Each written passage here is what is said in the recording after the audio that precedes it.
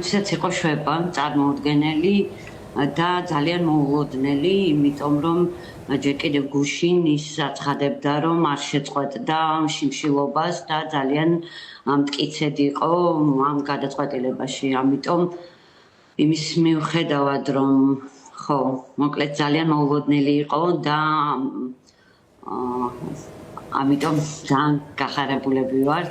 იმის მიუხედავად, რომ ზია რჩება პატიმრობაში და ის არის უკანონო პატიმარი და ის უნდა გათავისუფლდეს პატიმრობიდან, ამიტომ ეხა ჩვენ გვაქვს უფრო მეტი ძალა, მე მთელი დღე ამას გრძნობ იმისთვის, რომ კონცენტრირდეთ იმაზე, რაზეც მზია წერდა თავისი პატიმრობის პირველ დღეებში, რომ ვიბრძოლოთ ყველგან და არა მხოლოდ მზიას პატიმრობიდან გათავისუფლებისთვის, ყველა უკანონო პატიმრის გათავისუფლებისთვის და ზოგადად იმისთვის, რომ არ დაუშვათ ამ ქვეყნის მოგლეჯა ცივილიზებული სამყაროსგან. კი ბატონო, ნესან გიერთდებით ცხადია სიხარულში მისი გადაწყვეტილების გამო, თუმცა როგორ გგონიათ, რა მიქონია მაინც გავლენა, რა მოხდა ბოლო 24 საათში, რის გამოც შეცვალა, მიიღო მან გადაწყვეტილება? მე მგონია, რომ თავარი, რის გამოც ჯერ ერთი მზია ამ ფორმით იბრძოდა, მას არ შეუწყვეტია ბრძოლა არც ერთი წუთი მისი დაკავებიდან და მე მგონია, რომ მან გაიმარჯვა ამ ბრძოლაში თავისი 38 დღიანი პროტესტით და მე მგონია, რომ ეხა ის მიხვდა, რომ ჩვენ გვჭირდება ძალა და სამწუხაროდ ისგებ მისგან, პატიმრისგან,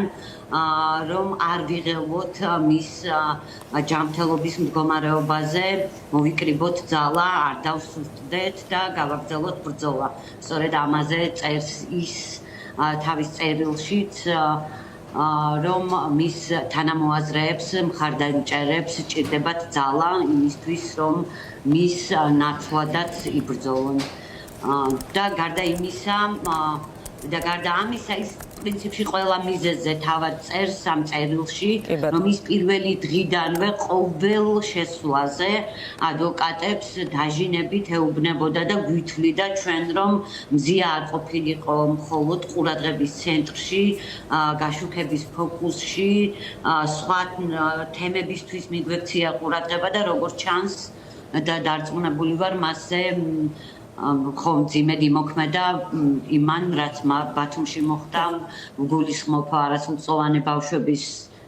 დაუყვას. წერილშიც თავად